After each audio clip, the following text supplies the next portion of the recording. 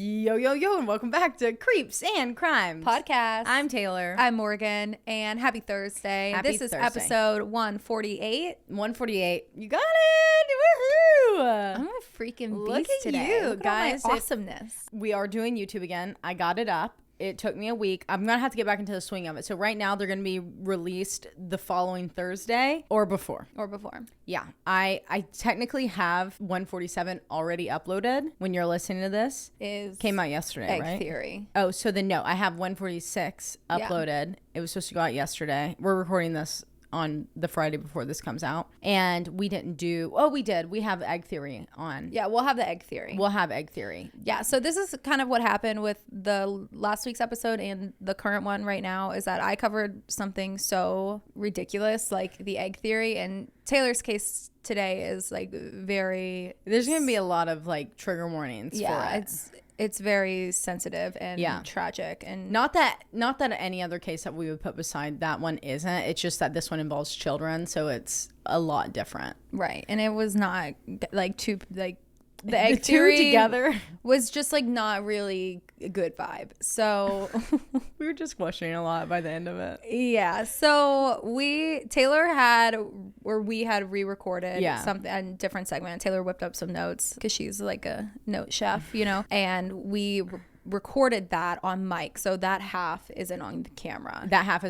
So it'll only be the Egg Theory that you guys get to see and the intro. And then today, because this case is so detailed, I mean, I'm like stealing your thunder here. Like, I don't know what I'm saying, but because this case is so detailed and long, talking today.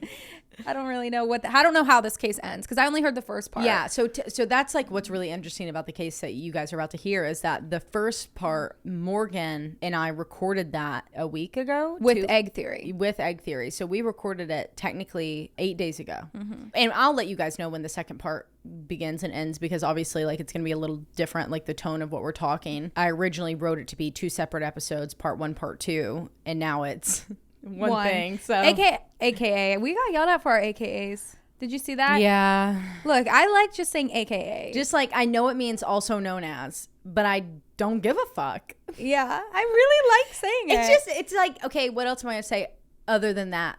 Or like, so then like AKA I don't have a segment. Yeah. Even though I know that means also known as, like it's gonna work right now. So today, this episode, I don't have a segment. But like technically when you say also known as, I guess like when we use it incorrectly is when I'll be like, so they said this, this, and this, AKA they didn't give a fuck. So then it would be like also known as they didn't give a fuck. But I feel like that still kind of works. Yeah. I mean, we have taken the phrase AKA and have created our own. Can we create like our own version of AKA that's not saying AKA? Like what if we just said like CNC? CAC. Yeah, CAC. I don't like it. Me either. It's going to have to be something like a MNT. I guess we could say, or you could say. Okay, but we could shorten that. OYCS. OYCS. OYCS. I'm going to start saying that. OYCS. I don't have a segment today. Like, I don't even know what else we would fill that with. AKA is like iconic. I just don't know what else to say. Oh, I was going to say iconic. No, that doesn't work. But we can use that. Iconic but chaotic. IBC. IBC. Is it a brand of beer or something? IBC root beer. Yeah. Yeah, because my younger cousin, he would always at the beach, like he was funny, hilarious kid. And he would always say, somebody get me an IBC, referring to the root beer. An IBC. Somebody get me an IBC. Specific, not the other brands. No, he only drank Specifically, he needs an IBC. Glass bottle. I mean, fair enough. He was probably 8 years old. I will tell you that root beer, I wouldn't pick root beer to drink from a fountain, from like anywhere. I will drink root beer in a float, and I will drink root beer in a bottle. But that's it. Like, I don't want it over ice. Like, I want it to be a frosted bottle. I like it over ice. A little freezer burnt. What's your favorite soda? Soda pop. Like an old diner soda? Yeah. I love like orange and grape crush. Do you? Yeah. I knew you were going to say that. Crush, though, not Fanta. I don't like Fanta. Mm-hmm. Like, okay, I'll drink a fucking Fanta. I will also drink a fucking root beer. I'm not going to be like, I'm not drinking that. But I would, if I'm asking for it, I'm asking for it to be in a glass bottle that's like freezer burnt. Yeah, if you had to get a glass bottle of any soda, you would pick. Okay, what is the situation? We're sitting down at a diner and you just ordered a cheeseburger with tots. I was going to go curly, but yeah, tots. No, I want tots from my diner. It was called The Spot in Cleveland. And so you have your tots, you have your burger. I'm getting my orange or my grape crush. Really? Yeah, always. I would get a root beer.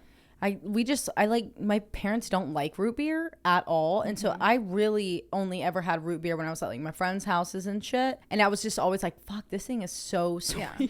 You know what we always had in the house? What? I can't even say it. Yeah, this is it. Mountain Dew. Yeah, I had. My older brother was like Mountain Dew or die. I had that phase. I also had a Dr. Pepper addiction phase. Me too. Yep. Maybe mellow it's just yellow. like the little mini. Oh fuck! I was a mellow. That was my drink when I was little. That was like the first soda I ever tried. I wonder what the first. I bet it was a Mountain Dew. Like almost like 100%. Like I could if I had to take a guess, I would say my first soda was a Mountain Dew. Do you know what your first word was? Probably fuck. I don't know. It's not that funny. I just saw Miranda. That's why I had to say it. I mean, I don't know. Probably fuck. I was not prepared. I was not ready. This is why I shouldn't drink Red Bull before I record. No, I fucking love Red Bull. I wish I had a fucking Red Bull. Oh my God. Okay, what was your first word? Bird. Bird. You're crying. I know. Bird. Yeah, like I didn't say mom or dad or anything normal. I was like bird. I'm so curious. I'm gonna have to ask I'm gonna text my mom, and then maybe by the end, no. I'll hit you guys next week. Yeah, I'll let you know what my first word was next week. Okay, guys. If you're driving, throw that shit on cruise control. If you got a glass, pour that shit up, and let's get creepy.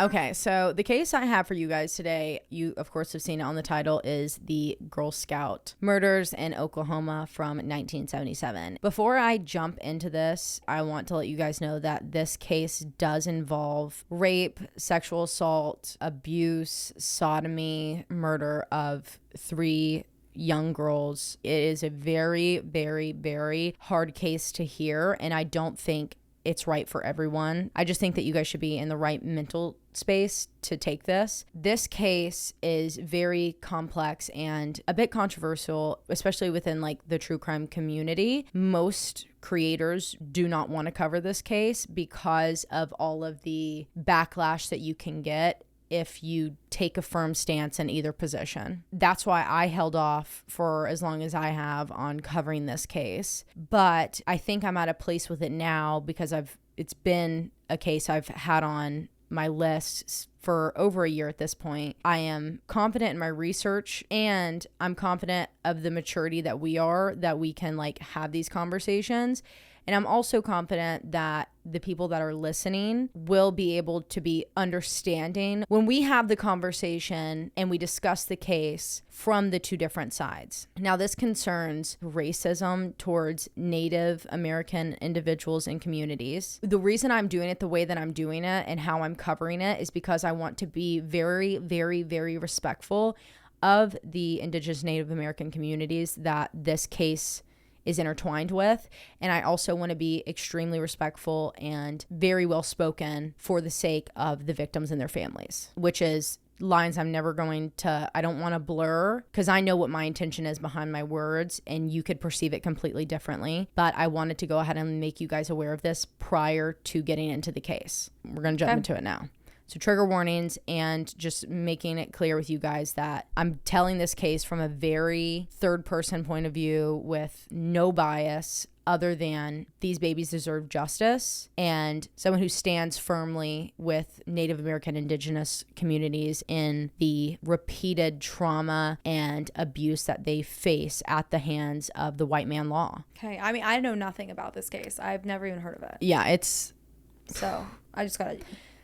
Yeah. Quick gist, though. It was the summer of 1977 in Mays County, Oklahoma, with the nearby town of Locust Grove. Camp Scott was gearing up to take on hundreds of Girl Scouts, as they did each year since opening in 1928, making this summer the 49th year of hosting the Tulsa-based Magic Empire Girl Scouts Council. The camp sat on 410 acres owned by the Tulsa Scout Council, occupying the space between Snake Creek and Spring Creek, just off of Highway 82 in the center of very dense dense forest. There were a total of 20 buildings on the property when it opened that surprisingly had running water and plumbing. At Camp Scott, Girl Scouts would practice their skills such as swimming, pathfinding, archery, bridge building, insect life, bird studying, CPR training, and leadership skills, along with many other things. This was the place to be each summer, and they hit a record in 1957 with 4,606 girls attending camp. Wow. Just that summer. It's a lot. For the purpose of this case, I want to be sure that you all have a very good understanding about the layout of Camp Scott. It is an extremely hard place to describe in words, so I put maps for you guys to follow on our Instagram on the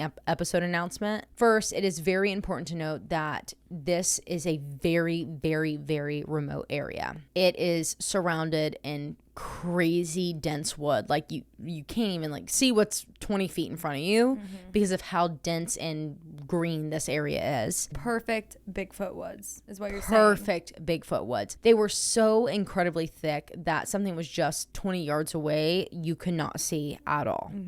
Ultimately, at Camp Scott, there were various units or mini camps within Camp Scott itself, and they were all named after Native American tribes, with 8 to 10 tents at each of these units or mini camps. I'm going to refer to them as units as we continue on. Each of them also having their own outdoor toilets or latrines and a campfire. And I posted this photo for you guys, and I'm going to show you, Morgan. So, like, here's one unit, here's one unit, and each unit had 10 tents.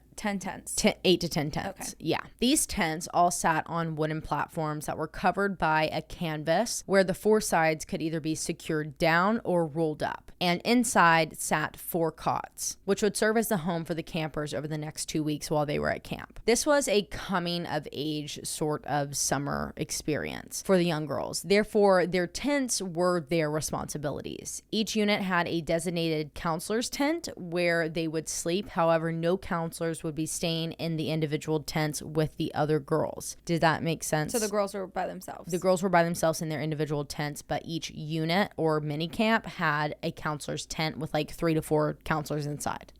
Okay. This was an extremely large camp that was made to house hundreds and hundreds of campers at a time and provide many outdoor activities and trainings. All of the counselors were women that had spent basically every single summer since the age of 9 in the shoes of their campers doing these activities, and now they looked after their campers. It was very personal. It is a generational thing and so very important for these women and girls. It was a safe space to empower, educate, make lifelong friendships, and share wisdom woman to woman, girl to girl. On Sunday, June 12th, 1977, excited, loaded down with all of their camping bags and gear, and hugging their parents goodbye, almost 140 Girl Scouts sang and squealed and talked as they waved out the buses to their families, pulling out of the Tulsa Girl Scout headquarters, headed for Camp Scott. Of these girls were 8-year-old Lori Lee Farmer, 9-year-old Michele Heather Guse, and 10-year-old Doris or Denise Milner. She went by Denise, which is what I'm going to be referring to her as throughout this entire case. That year, 15-year-old Michelle Hoffman was promoted from a camper to a counselor at Camp Scott. And for the sake of not confusing the names, because we have 2 Michelles in this story, I'm going to be referring to her strictly as Hoffman. Before loading the buses at the Tulsa Girl Scout headquarters, Hoffman spotted Denise Milner, standing closely to her mother, Betty, clearly very nervous to go to camp. Denise was one of the only, if not the only, African-American girls going on the trip this year. Hoping to make her feel more comfortable and confident, Hoffman walked over to Denise and Betty and introduced herself. Betty told her that Denise was feeling a little bit homesick already and not wanting to go to Camp Scott. Denise was a straight-A student who was originally so excited for this adventure at summer camp with her best friends that she had planned to go with, but at the very last minute, all of her friends backed out. And Denise wanted to too. Hoffman reassured her through many, many stories of all of her summers spent at this camp, filled with mentions of all of the new friends that she had made throughout the way, and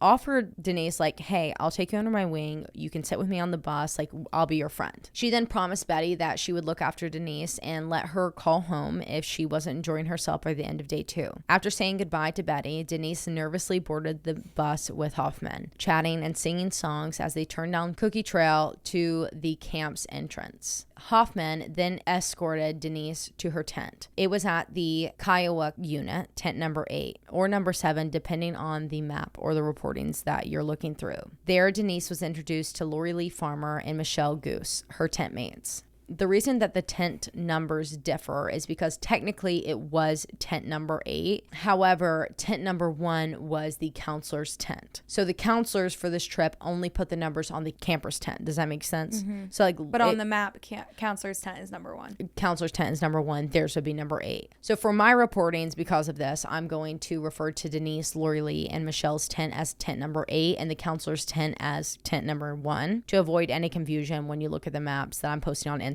Because for the most part, they all say 1 through 8. Essentially, Kiowa had 8 tents total, and tent number 8 was the furthest away from tent number 1, or the counselor's tent, but the closest to the toilets. And I'm going to show you a picture of this. Counselor's tent, tent number 8, campfire, latrine, or toilet. Okay. Okay. It's like a big half arch. Yeah. Half moon. Exactly. So on the map, it is very clear that the Kiowa unit was by far one of the most or more remote units at the camp. And I'm going to refer you back to map number 1.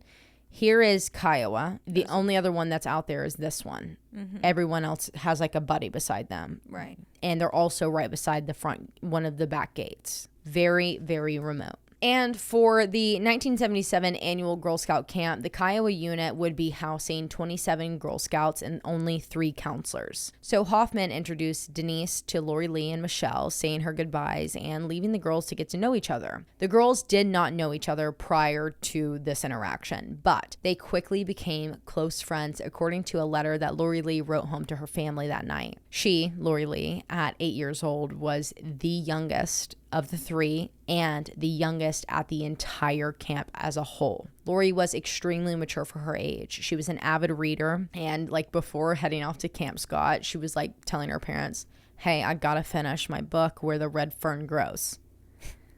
Very, very, very avid reader. She was extremely mature to her age, probably the result of being the oldest of 5 girls belonging to her parents, Bo and Sherry Farmer. However, Lori knew how to have a good time. She was a little shy at first, but she was bright and very playful and imaginative. She was so excited for camp, and she wrote her family about how much fun she was having with her 2 new best friends. Michelle was a very quiet 9-year-old girl, described by her family as shy but excited for her second year at the camp, only requesting that while she was gone, her mother would look after her plants.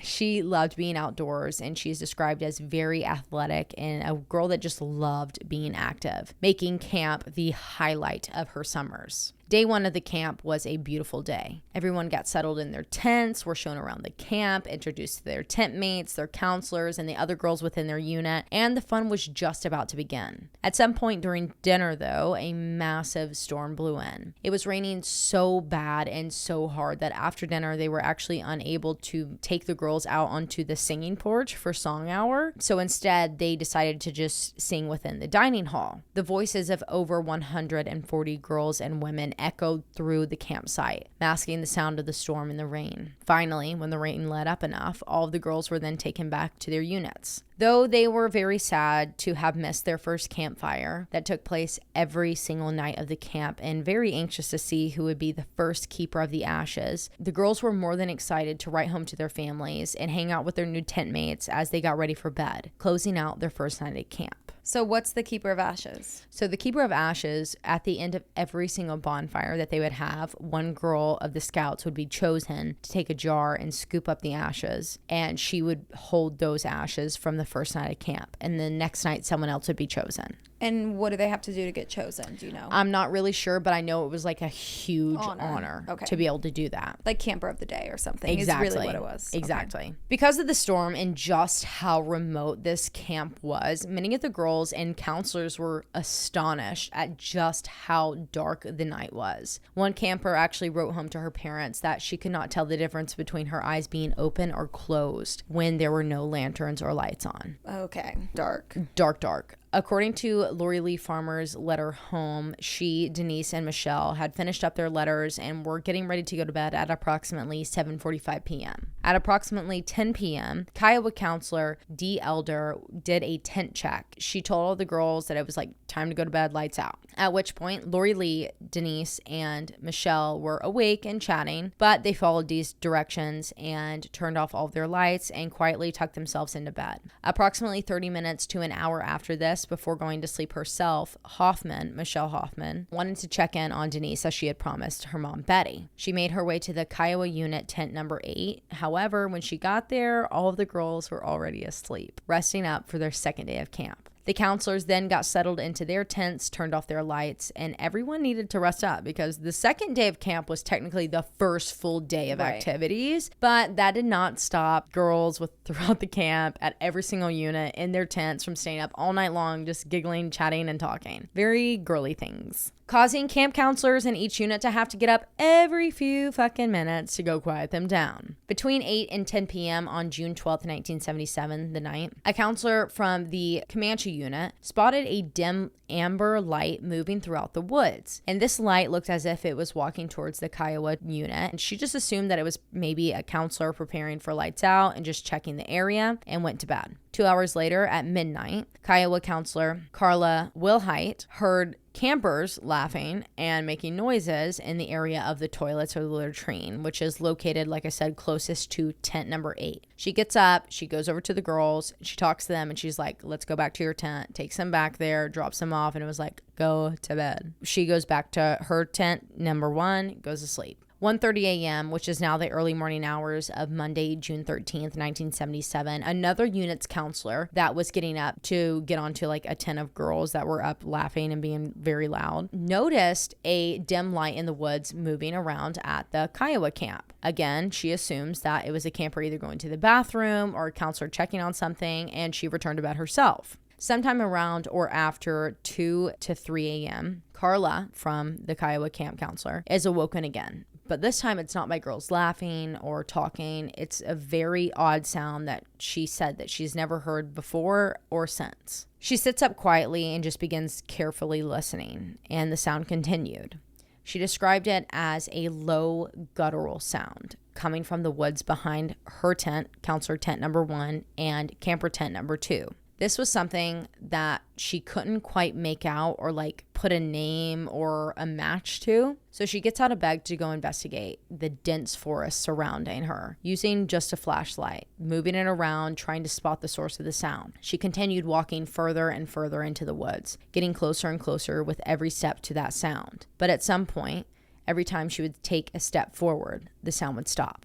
She would sit there for a little bit, hear no noises, and then begin backing away, and the sound would start again. She played this forward and backwards game for a few minutes before she began getting this uneasy feeling. She started thinking like something, if this was an animal, which is the only thing that she could write it off as being, if this was an animal, it could pounce at her at any second. So she got scared and she decided to go back to her tent and just go to sleep.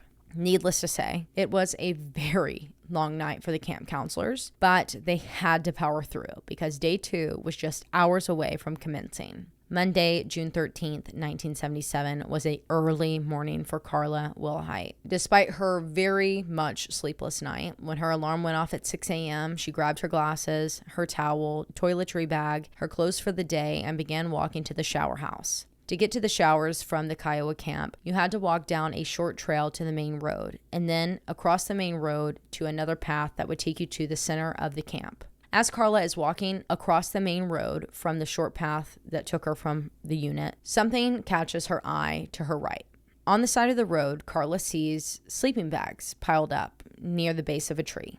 And her first thought was like maybe they had gotten wet during the storm that happened in dinner. The girls had hung them out to dry overnight and they were eventually blown away by the wind. Carla's like, I've got to go get these, hang them up so the girls can have something to sleep in tonight.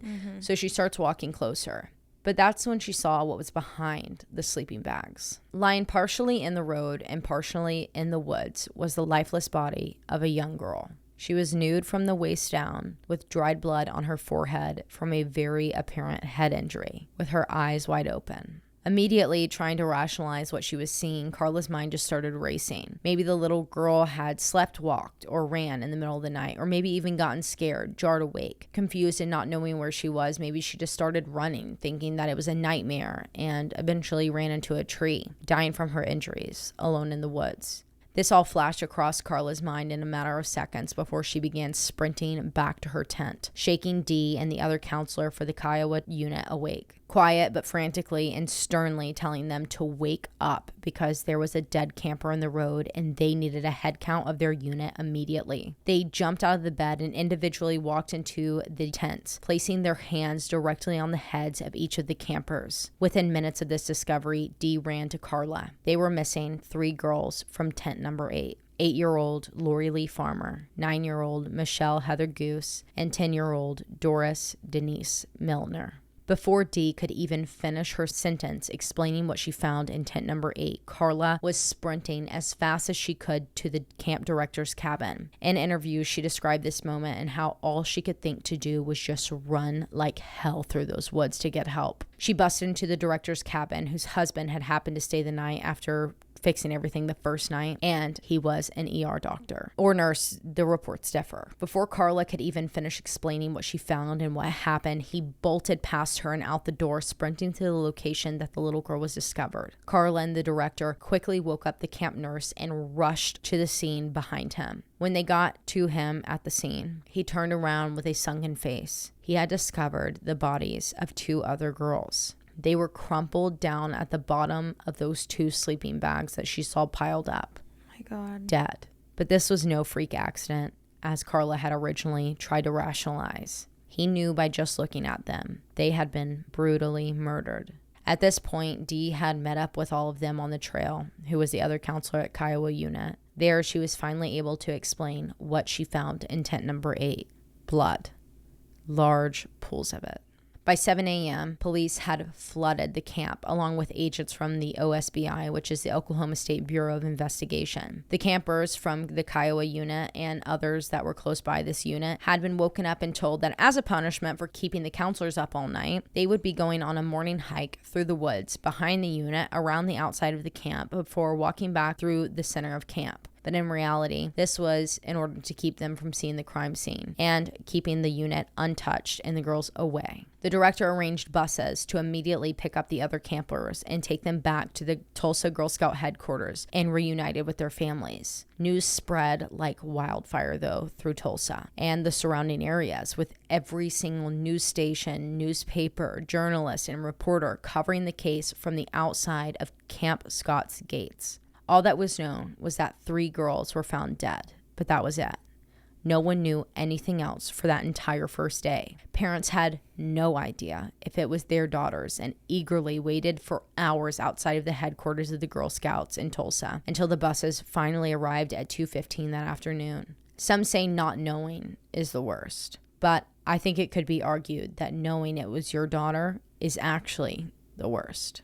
That morning, Dr. Bo Farmer, 8-year-old Lori Lee's father, was finishing up his night shift as an ER doctor when he was paged to the nurse's station to answer a call. On the other line was the executive director of the Girl Scout Council, who took a deep breath before telling a parent the unthinkable. Your daughter, Lori Lee, was found dead outside of her tent this morning. In Keeper of the Ashes, which is the Hulu documentary covering this entire case, Dr. Bo explained that he essentially blacked out after hearing those words. The next thing that he could remember was his partner grabbing his shoulder and telling him that he was going to be driving him home to his wife, Lori's mother, Sherry. Sherry described the moment that she saw her husband and his partner walking through the front door. Her stomach sank, knowing that whatever it was they were about to tell her was going to be life-changing. They told her that she needed to sit, but she couldn't. She needed to know right then. They argued back and forth, begging her to sit, but she refused. Before it was said, her oldest daughter was dead. Betty, Denise's mother, was working as a school nurse at the time when she was called to the front desk. There, she was told the news. She was absolutely numb, just words you cannot imagine hearing. But she knew that she needed direction. All she could say was, "What do I do next?" They gave her the medical examiner's number and told her that Denise would be taken to his office for an autopsy, and that would be her next step. Now, I'm going to walk us through the autopsies and the crime scene, explaining what investigators believed happened to Denise, Lori, and Michele. This is going to be so hard to report, but like even harder to hear. So I'm going to give you a massive trigger warning for rape, sexual assault, sodomy, details, violence, and much more, all of a child. Skip forward if you need to, and I'm going to try my best to remember to place the timestamps in our show description so you can be aware of when the worst is over. But if I'm going to be completely frank with you, this is one of those cases where I just don't know if it can get any better. All right. Found inside of the sleeping bags, crumpled at the bottom, were 9-year-old Michele and 8-year-old Lori Lee. Found lying on top of her sleeping bag, halfway in the road, halfway in the woods, was 10-year-old Denise.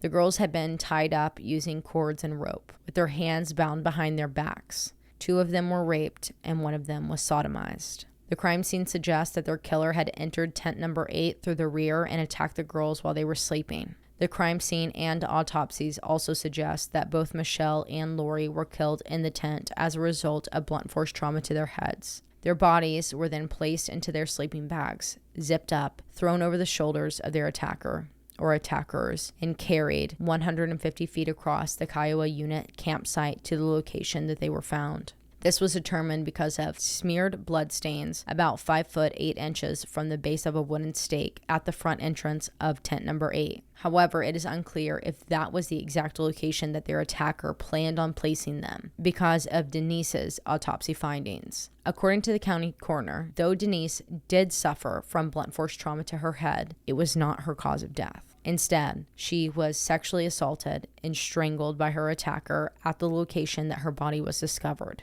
It was evident that their killer had attempted to cover his tracks by using mattress covers and towels to wipe up the blood. But at the tent, also investigators found a semen sample on one of the pillows and 2 bloody footprints, one inside the tent and one outside. Oddly enough, though, they were 2 different shoe prints. Near the location that the girls' bodies were discovered, investigators found a crowbar, a nylon rope, a pair of girls' seeing glasses, and most importantly, a red flashlight beside Denise's body. This flashlight had been modified. It had a black trash bag duct taped around its lens with a small hole made in the center of it. This would essentially allow the flashlight to give just enough light that the attacker could see where they were going, but not enough light to be seen far off in the distance. After examining this flashlight, investigators also found a smeared bloody fingerprint on the lens. Unfortunately, though, it was only a partial print, which was also exactly what the coroner found all over the girls' bodies. Not a single full print was found. Using the evidence found at the scene, the temperatures of the girls' bodies at the time they were discovered, and the interviews from campers and counselors, investigators were able to piece together a timeline of this crime. I know that we have walked through what Carla and others had experienced throughout the night, specifically that low guttural sound that she heard. Looking back, knowing what we know now, it can be assumed that what she heard was one of the girls fighting to breathe.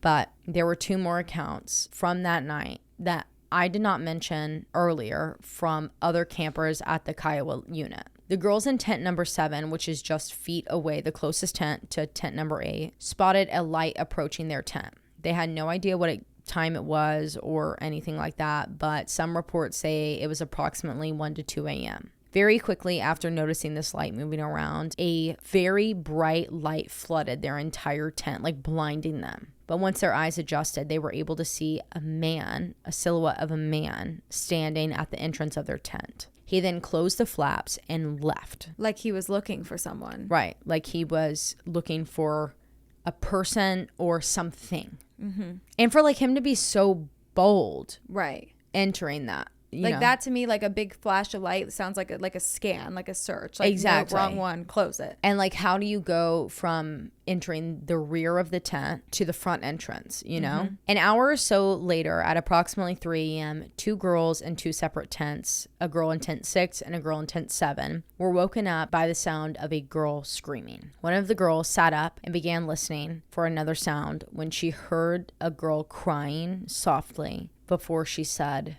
"Mama, Mama." Oh. God.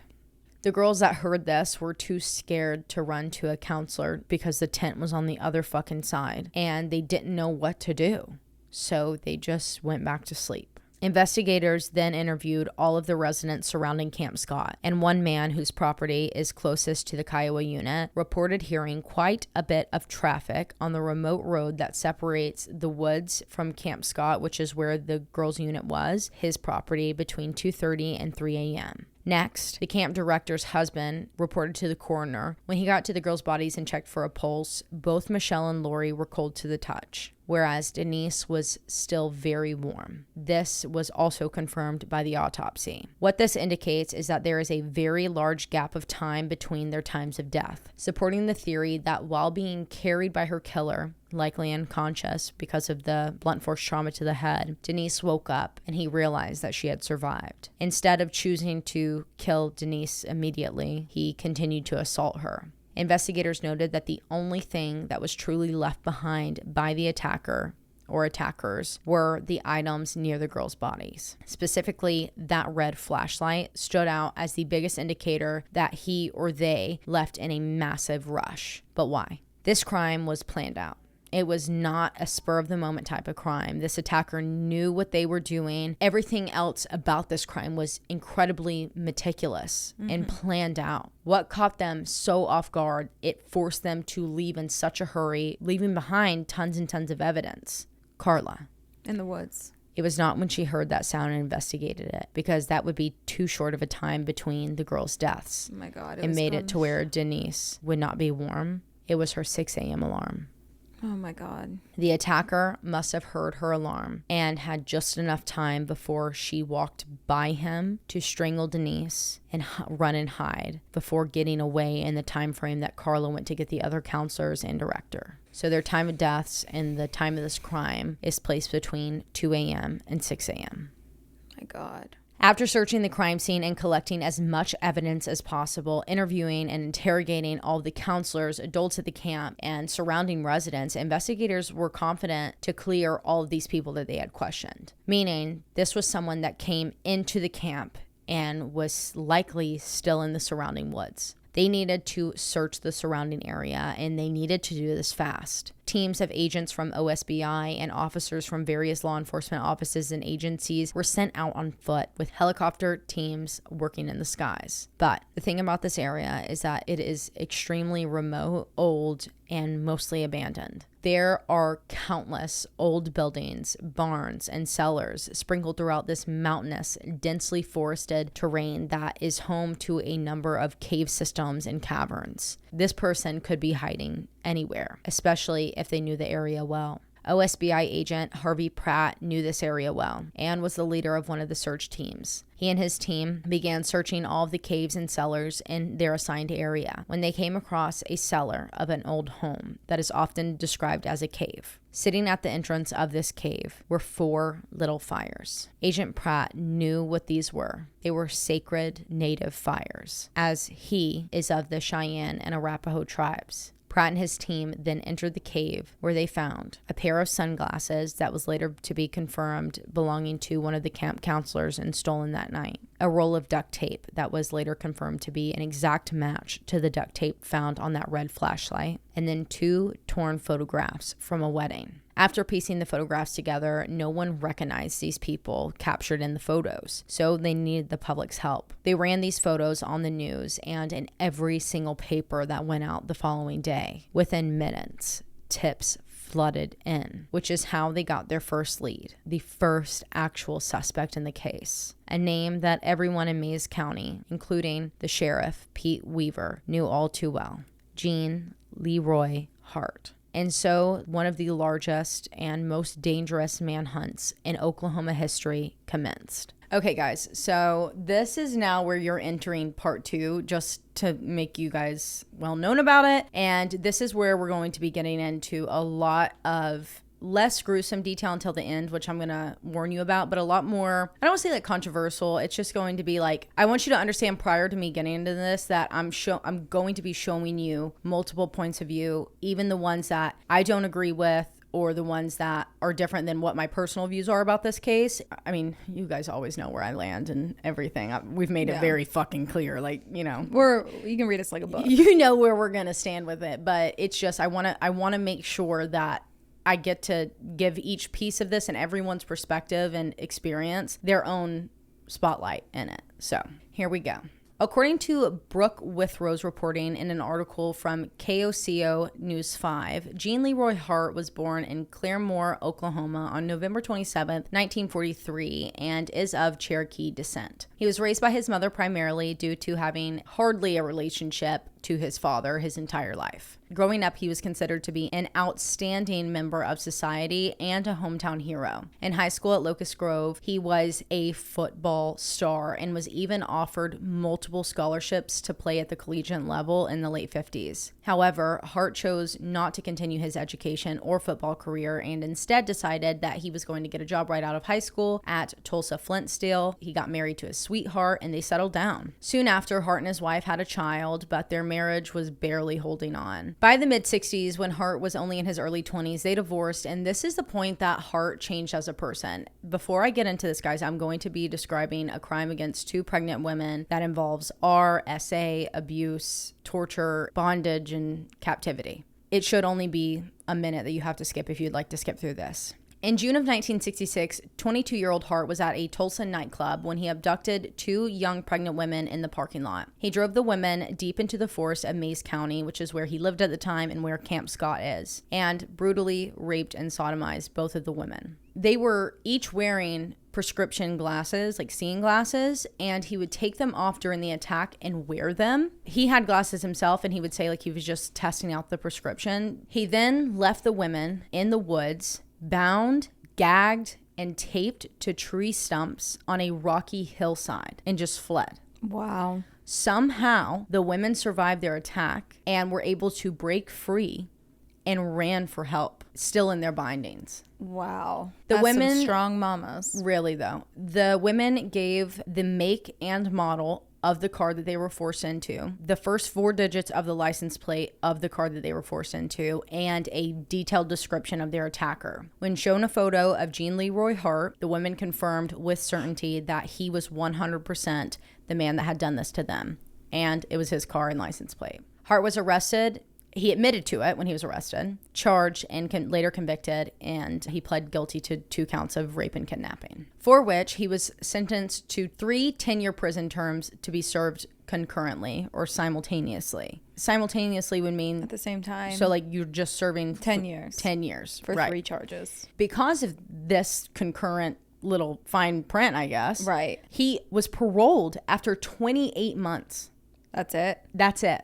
Within 24 hours, he committed 1 burglary, and then within the week, he had committed 4. I'm really unsure about which one he was later charged with or which ones. I know eventually he was charged with all 3 to 4, but differing reports on this. Anyways, within that week, the last person, the 4th person that he went into the home in the middle of the night and stole a bunch of shit walking around their house was a police officer's home, during which he was caught and arrested. So in early 1973, this is when he was caught and arrested, he gets returned to Mays County Jail because he did this on fucking parole, and he's having to have a hearing for this charge and basically figure out what happens because he did this when he was on parole. At this point, at this relief hearing, he's facing up to 350 years. Wow. In prison. Well, as this is going on, of course, he's being held at the Mays County Jail, awaiting for his hearing and the trial to go through. And he escapes. So he's Ted Bundy Jr.? Within a day, they find him and they bring him back. During his time incarcerated at Mays County Jail, he worked for the jail's photo lab for the prison photographer. And this prison photographer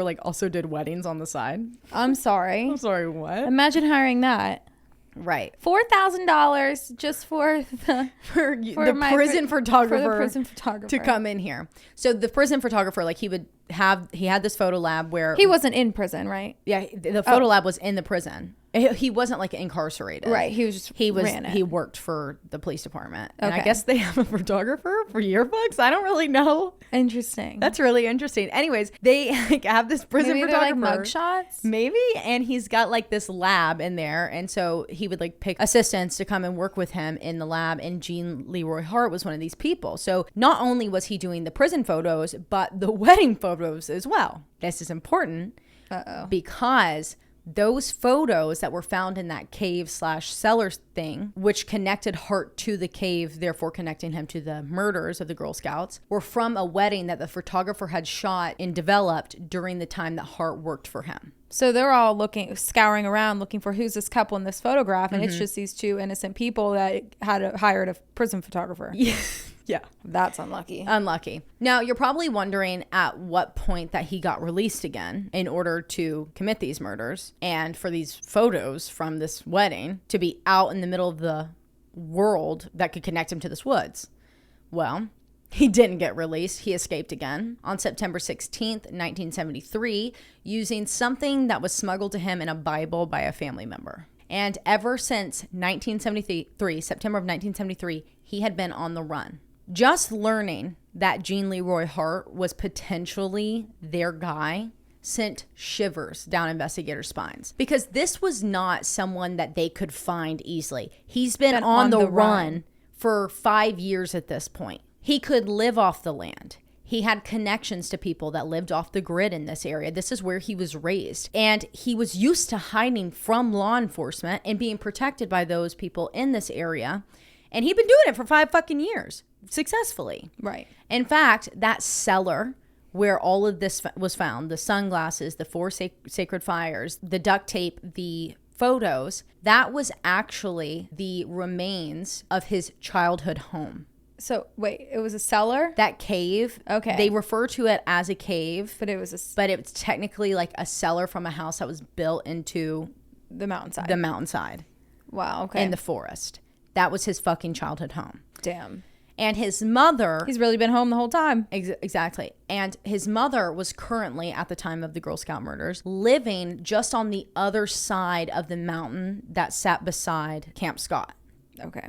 On June 23rd, 1977, just 10 days after the murders took place, police publicly named 33-year-old Gene Leroy Hart as their main suspect. The manhunt that was already underway tripled in size and scale, with residents volunteering, heading out into the forest with their own weapons. It was literally a hunt. Helicopters were brought in from all of the surrounding areas, and the National Guard sent in their infrared search helicopters. Hundreds of FBI agents were sent to join in on this search, and even the best canine units called the Super Dogs in the entire world from Pennsylvania were flown in to try and follow the scent. These 2 dogs were world-renowned with a 98% accuracy. So police took the dogs and their handlers out to tent number 8 and the location where the girls' bodies were found. Immediately, the dogs picked up on a scent and they started following it. But at the exact same time, the dogs split off, going different directions. Then they started walking in circles.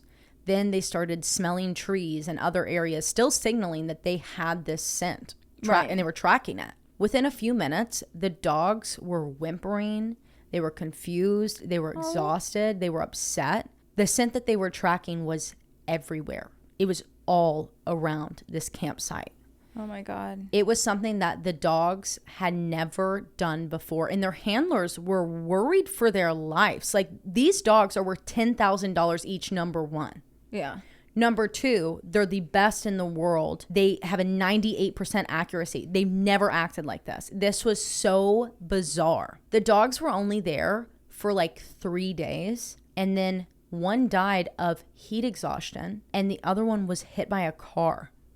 Both died? Yes. What is going on there?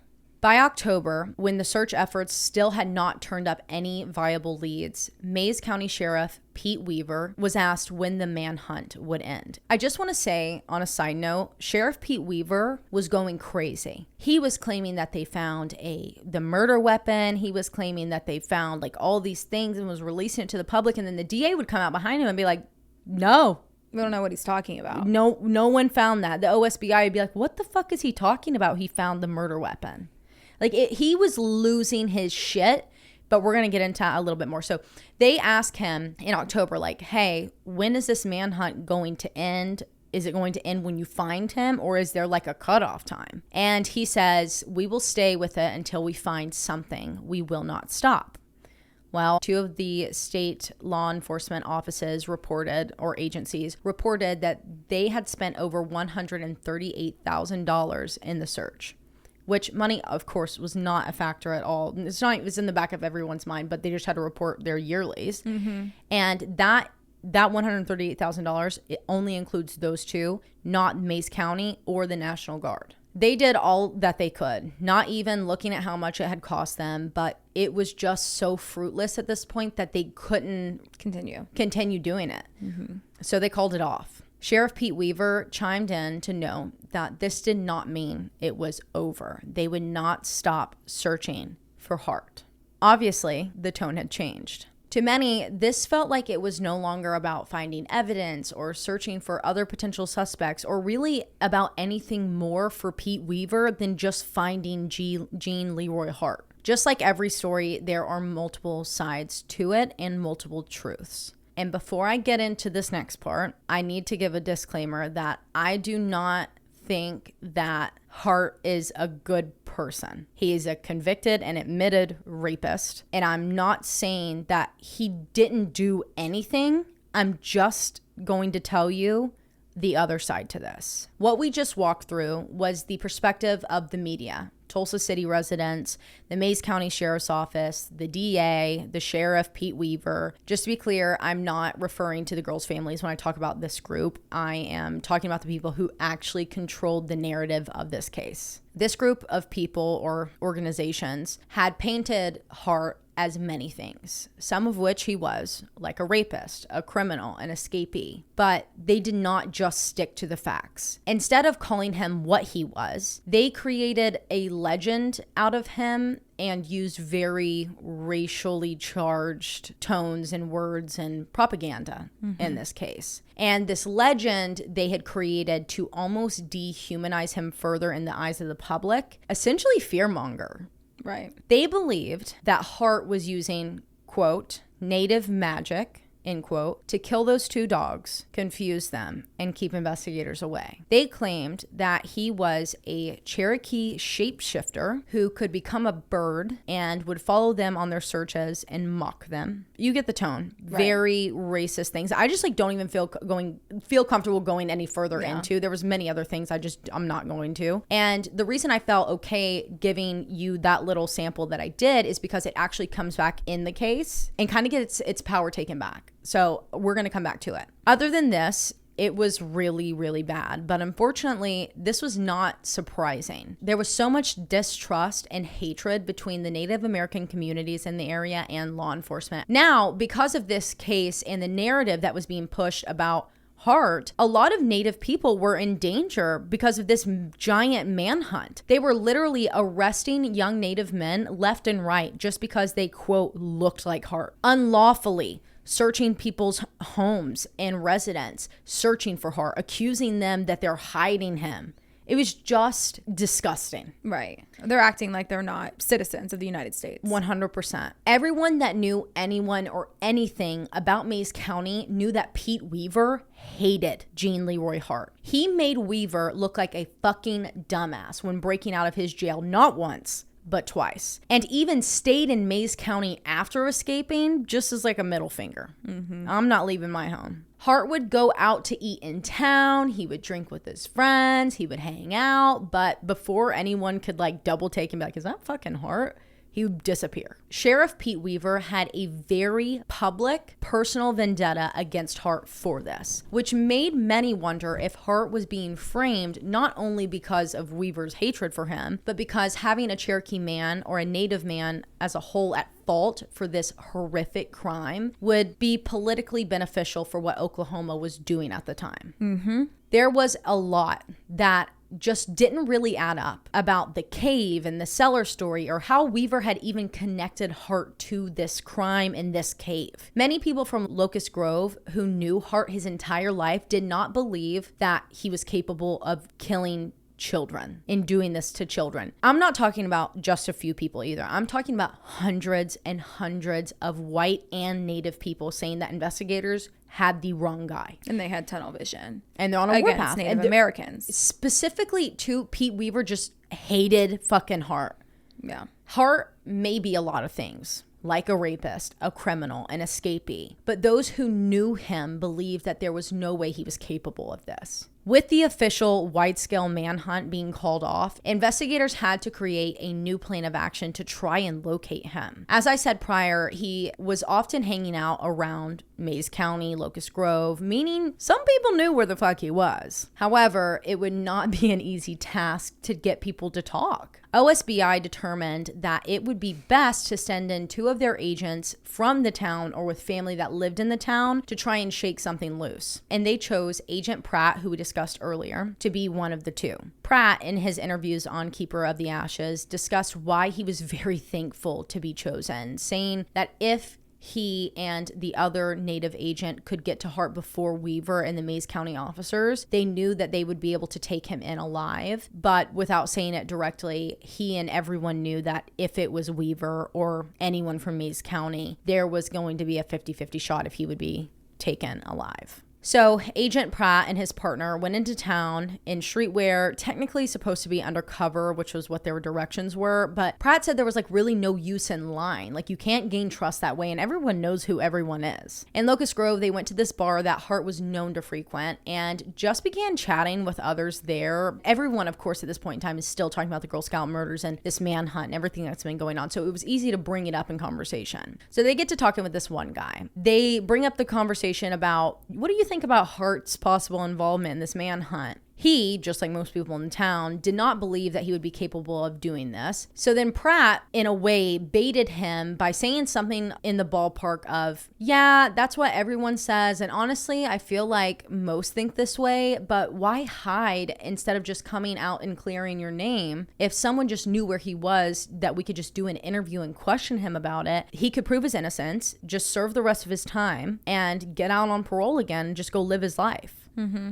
The man kind of turned to Pratt and was like, well, I know where he is. He's with the medicine man that's brother recently passed away. So Pratt immediately goes back to the HQ and starts going through all of the obituaries. And he finds Sam Pigeon, a Cherokee medicine man. For those who don't know what exactly a medicine man, medicine woman, medicine people do or are, I want to explain exactly what their roles are. They are traditional healers and spiritual leaders, not to be confused with Native American plant medicine. Cherokee medicine man Arwen Natal explained that, quote, the knowledge possessed by medicine people is privilege, and it often remains in a particular family. End quote. However, medicine people and their practices are very different among various tribes, and who is the medicine person or medicine family line is someone in some of these tribes is not known because of just how sacred their practice is. Okay. So like they'll wear coverings and no one will actually know who it is, because medicine people have supernatural powers that can control spirits and cure illnesses. And I'm using the term medicine man when reading this story, but I do want to note that I am aware that it is a blanket term and not proper terms. I just don't feel like it would be acceptable for me to use the proper and more sacred terms when telling this case. Also, this part of the case is where the quote native magic shapeshifter story comes back into play. Because so many people in Locust Grove knew that Hart was with Sam, the medicine man, which primarily was Native people that knew this, they truly did wonder if Hart was shape-shifting through Sam to evade arrest long before Lori, Michele, and Denise were murdered. But what was bad about it was that these white racist people were using it and discussing it in very nasty ways. Mm-hmm. Either way, this was a huge deal. They finally knew where Hart was. The only thing left was that they just needed to confirm that he was actually there. So Pratt and his partner drove to Sam's main house the next day where he and his wife lived primarily. And they sat outside watching it for 6 to 7 hours before knocking on the door, still in street clothes. Sam's wife was there, but he was not. Pratt was very open and upfront with her, and he explained that he was with the OSBI and they had received a tip that Hart was staying with Sam. She was very hesitant at first, but then Pratt explained to her the severity of what could follow this interaction. He had to report this lead to his higher-ups, which would then go to Mays County, and they would end up sending agents out there to confirm that Hart was there. If this was the case, Pratt would not have any control about how they take him. However, if she would be willing to trust Pratt and work with him, he promised that he would be able to get Hart arrested peacefully and alive. Whereas if it was someone else, they would probably kill him. Right. And also probably Sam. Exactly. She shook her head without really ever saying a word and just got in his car and was like, drive. So they start driving. She's giving them directions, taking them down these like very remote back roads in the deep, deep woods in the mountains, like in the mountains. So they come to this like clearing and she points across like the valley and there sits a cabin. Pratt took her home, dropping her off, and thanked her before taking this all back to his supervisors. This was in Cookson Hills, which is an extremely remote area that is known for outlaw-like rules. Think about the Wild Wild West outlaws that we've talked about and you've heard about your entire life, specifically because we've covered them. Bonnie and Clyde is just an example. And know that Cookson Hills is where all of these people would come to party together and kill each other. Okay. AKA, it was extremely dangerous for an operation, but even more so than that, for Pratt and other Native agents and officers, there was a different level of danger that they feared. Spiritual warfare could break out if something went wrong during this capture situation. They were walking into a cabin that has been protected and owned by a medicine man's bloodline for years. Right.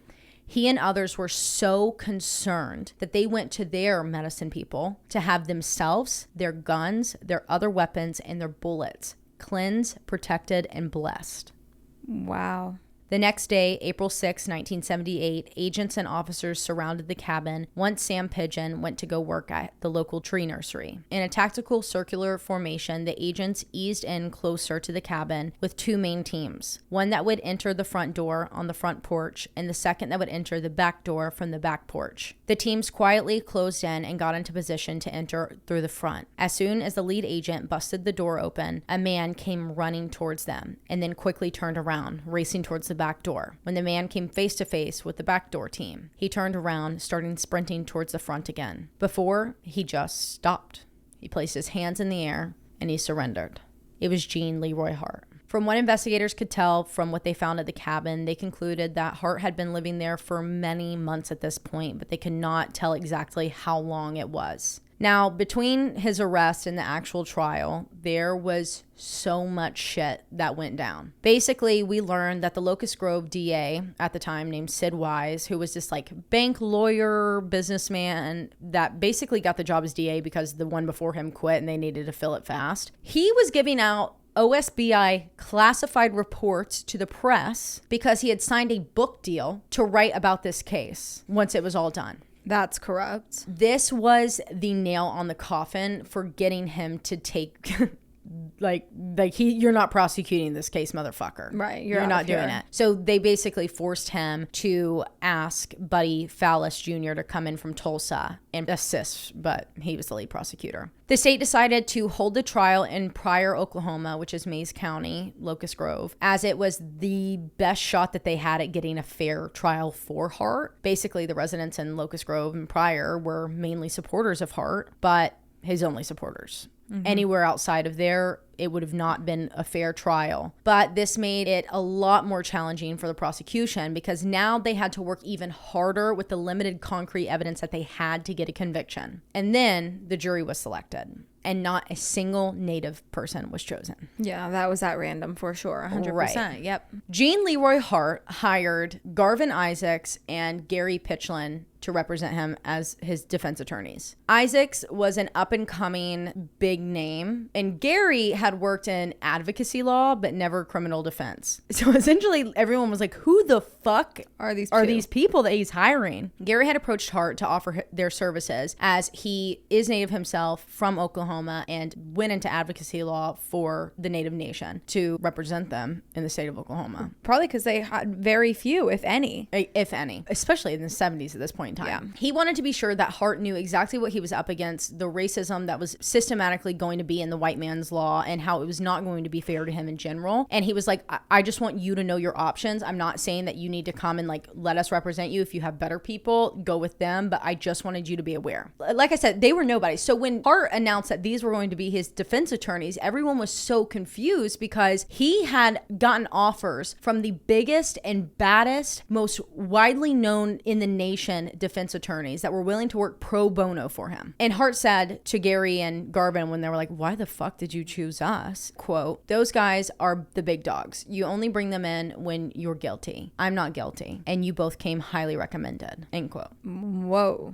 Bold for sure. This made the prosecution almost feel like they already had this shit in the bag, but they were so wrong. The trial started on March 9th, 1979, and it was one of the most intense trials to ever take place. I would say in almost history in general, but for sure in Oklahoma history. The prosecution presented their case, which is basically everything I've already told you. The flashlight, the photos, the glasses, etc., etc. The defense came in with amazing counter arguments for each and every single piece of evidence or accounts or anything that they had against Hart in this trial. But specifically, they came in for the photos, which were the most precious piece of evidence for the prosecution's case. An inmate at Mays County Jail, Alan Little, came forward to testify for the defense. Little testified that for months after Hart escaped, Sheriff Pete Weaver had those two specific photographs at his desk, and he would pull them out anytime Hart got brought up, and he would look at them, he would slam them on the desk, and he would say, I'm going to get that son of a bitch if it's the last thing I do. Oh my God. And many other inmates supported this.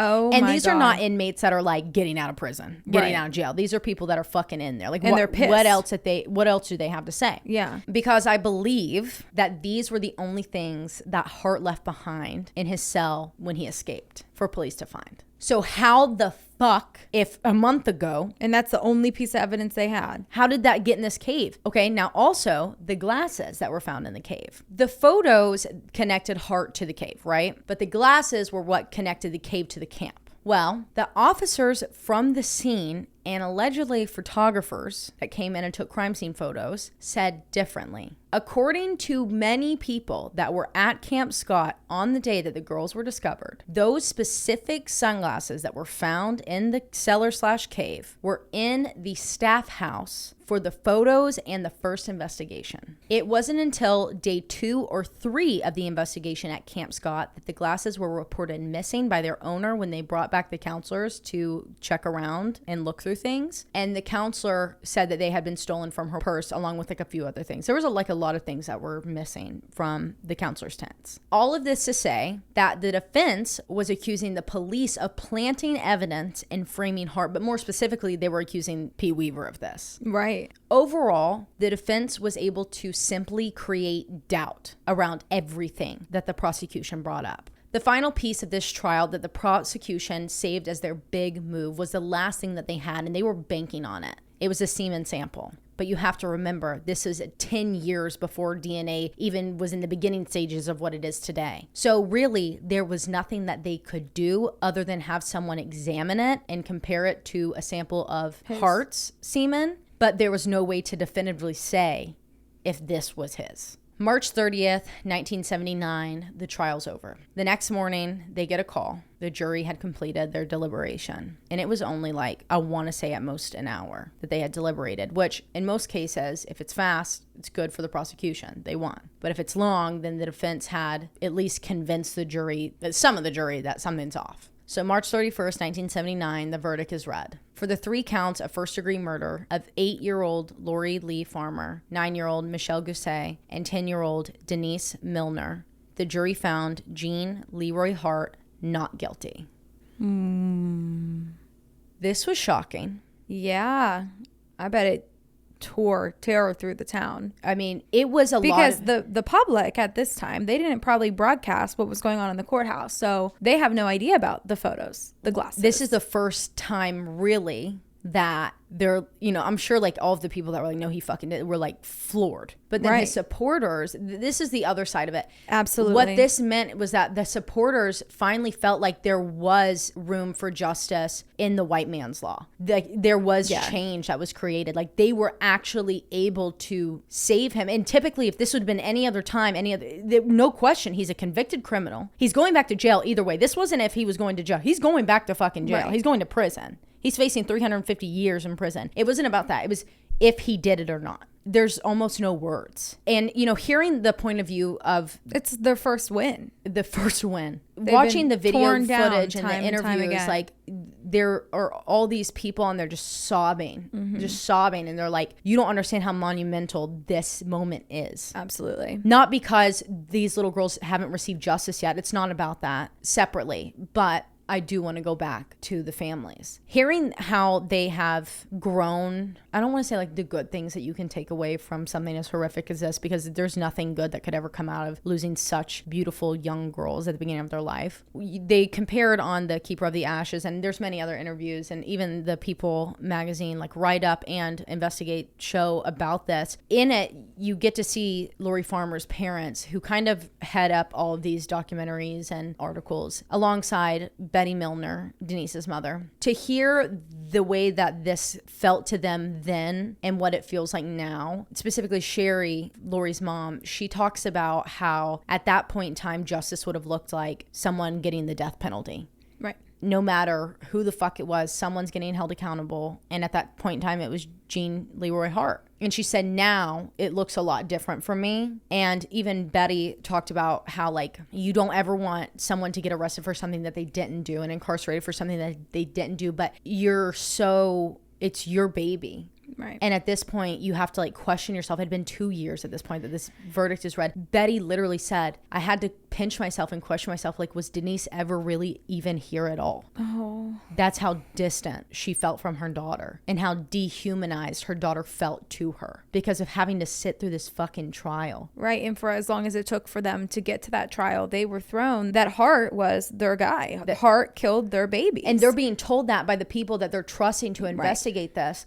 And yet your DA, your sheriff has tunnel vision and has brought everyone in on this manhunt and his own personal vendetta. Even if, let's say that those photos somehow Hart broke back into the jail and stole them or had someone steal them and mail them to him. And that's how he fucking got them. Who fucking knows? Let's say that they weren't planted. Mm-hmm. Let's say that was there. We would have been able to say beyond a shadow of a doubt, like, okay, well, if you have these sunglasses that are from the camp and you have this that was from this area, then you did it. But because there was such immediate tunnel vision, and this is law enforcement failed the families of the girls. Absolutely. They failed the girls because they let their own, specifically sheriff, but still like the FBI is brought in on this, the OSBI. Why is no one else saying you've got tunnel vision and all we're doing is trampling and fucking up more potential evidence? It was driven by race. Because we're creating a literal hunt. Yes, he was a criminal. Yes, he was a rapist. Yes, he's an escapee. Yes, he's not a good dude. But at the end of the day, if he didn't do it, he didn't do it. Right. But then again, like, what are the chances that he was living in this area? Everyone that he was staying with was within a reasonable walking distance through the woods for someone who'd grown up around there and been on the run in the woods for all that time. Who's to say that Alan Little didn't go up there and lie on the stand and have everyone else convinced? Who's to say that? I think there's enough reasonable doubt on both the defense and the prosecution side, which is why you can't get a guilty verdict. Mm-hmm. You can't definitively say anything. But instead of trying to work harder and find more evidence, more concrete evidence, they got such tunnel vision. And then again, this is another part of it. You have so many offices and agencies at the crime scene that day with journalists and reporters and looky-loos coming up. Photographers. I mean, beyond. And the photographers were brought in because they needed a wide area to be photographed for evidence. And so they brought in journalists to come in and photograph the bodies and the crime scenes and took the film from them because they just they had that one prison photographer and that was it. Yeah. And also, who's to say that the prison photographer didn't have it on him? Let's say Gene Leroy Hart was hanging around the Camp Scott that day and went back and then stole the photos and the glasses and was walking around the crime scene when everyone shut it down at night. Who's to say? Right. He was in the area. The dogs were confused, saying that the scent was everywhere. It would make sense. I have a question about the dogs. Mm-hmm. So were they going off of a scent from the semen sample? Because I think what they do is they give the scent of the girls as well. Because I was wondering if they had gotten a scent from the cave. I think they did take the dogs to the cave. They indicated a scent, but it could have been for the blood of the girls as well. So there was really no way for the dogs to be connected to Hart. I don't believe that they brought anything of Hart to the dogs and had them smell. And then we would have never known because it was in 3 days. So are you coming back to the semen before I ask questions? Yeah, we're going back to it. But on June 4th, 1979, Hart collapses in the jail yard after working out and dies of a heart attack. 36 years old. Whoa. His biological brother had died of a heart attack at the same age. So, in the early 2000s, with the advancements in DNA technology, funds were raised for more testing of all of the evidence that was collected at the crime scene. This meant over 400 pieces of evidence needed to be tested, and that cost a lot of money. And at that point in time, again, DNA was still developing. In 2012, a new sheriff took over the Mays County position, and he immediately reopened the case and began working on funding and re-examining every piece of it. And these are his findings. I'm going to give you a trigger warning because I am going to get into the details, and it's really rough because it's details that were not released until this point. So trigger warning for this, discussing the girls. This is what his conclusions were after re-examining everything. Whoever did this, the suspect, we're just going to call the person the suspect, was targeting one of the girls. Because of what the crime scene suggests, the order in which they were killed, the way that the blood patterns in the tent show, and the way that he opened up the tent number 7 before going to tent number 8. Right, with the flashlight looking searching. for someone. And police now believe that it was Denise being targeted. Discussing more and more details about her attack that were really never released to the public. She was taped and tied to the tree where she was found. She was gagged, and the blow that she took to her head in the tent was not a death blow. It was not meant to kill her. It was meant to incapacitate her. Whereas Lori and Michelle's was an obvious single death blow. Denise was then bound, gagged with a pulley system for like control, and raped at the tree where she was tied up, which exactly matched the condition of the women who Gene Leroy Hart admittedly raped and kidnapped in 1966 when they were found and what they described. Which of the girls wore glasses? Michelle. No one knows why he would have targeted Denise. They had no prior connections, but this was clearly a premeditated murder for reasons that I haven't gotten into yet, but I'm about to. In 2017, $30,000 were raised for DNA testing with the help of private donors and the National Center for Missing and Exploited Children at the direction of the new sheriff of Mays County. And he's on the Keeper of the Ashes. He seems like a really good dude. I don't know anything about him, but like from what he's done for this case, he's done a lot of good. Out of those 300 pieces of evidence, they were able to find 2 DNA samples that were viable. The semen sample, number 1, and number 2, they found rooted hairs belonging to a male from the tent, and they tested it. The results came back in 2019. However, they have never been fully released to the public, and they won't be until the family members are okay with it.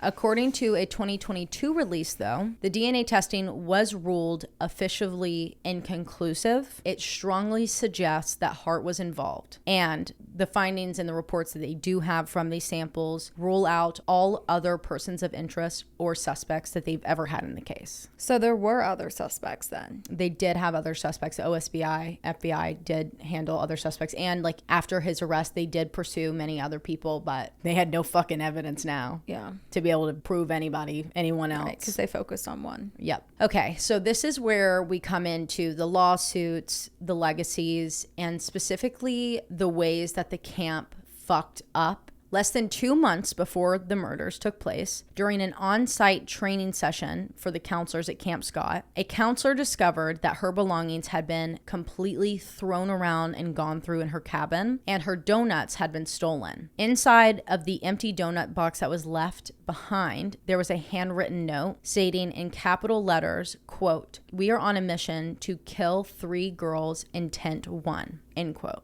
The director of the camp stated that they treated it as a prank and it was completely discarded. We are on a mission. We.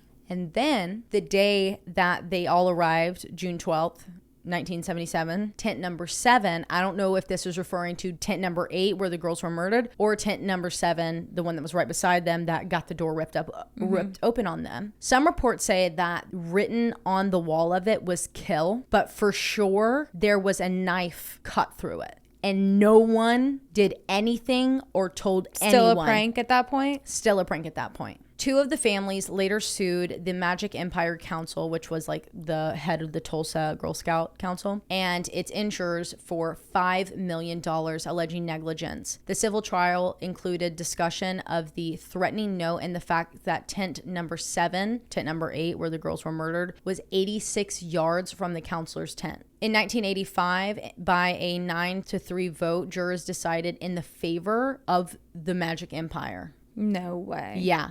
Also, I forgot to note, one of the other things that came out about the Girl Scout Camp Scott. After this, by the way, Camp Scott was evacuated and shut down. It's like abandoned to this day. One of the things that came out was that, you know how I told you that the police got the call at 7 and they made the discovery of the bodies at 6? Mm-hmm. They called their insurance company before they called the police, before they called the family, and they called their attorney. Their attorney and their insurance company. And Denise might have been alive. Wow. Negligence all around.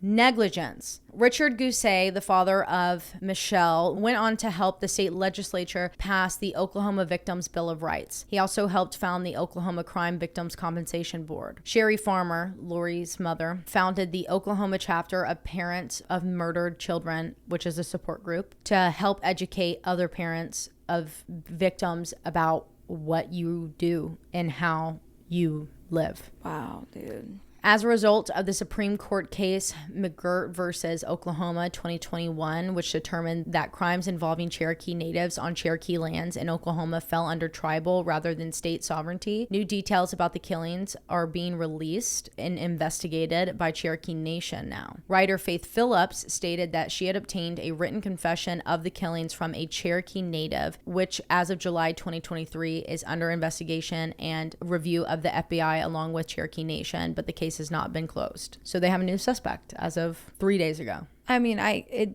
crushes me that the girls don't have justice, but I just don't even, like, I'm at a loss for words. I don't even know my thoughts, like, on this case. Like, I feel like I need to watch every little thing about it and, like, get every single detail that they have, like, to even come with my own conclusion here, because I have no idea. There is truly, like, there's so much wrongdoing in every end. And it's because the Mays County Sheriff's Department fucked up. Yeah. These little girls, Lori, Denise, and Michele, their story should not be told in this way. Yeah. Why is this tagged to their names? It shouldn't be. It should be that they shouldn't have been murdered. They shouldn't have been, but instead, to this day, they have no justice. And they're just the Oklahoma Girl Scouts. That's sad. So bad. So, that's the case. You did it really well. You did it respectfully. You did it well. You, like, seriously impressed. Like, that was Thank you. Incredible how you did that. Ill. Yeah, I would be too. I don't know how you did that, but you did it. It was rough. And I hope you guys are okay, and we'll see you guys next Thursday, and we love you. Next Thursday is episode 149, which is our last episode before 150. And guys, we don't have anything planned. We don't. So don't get your hopes up. Don't fucking think that anything big's gonna happen. We wanted something big to happen. No one ever took us seriously when we talked about it. So everyone hates us. So love you. Bye. I love you. Bye.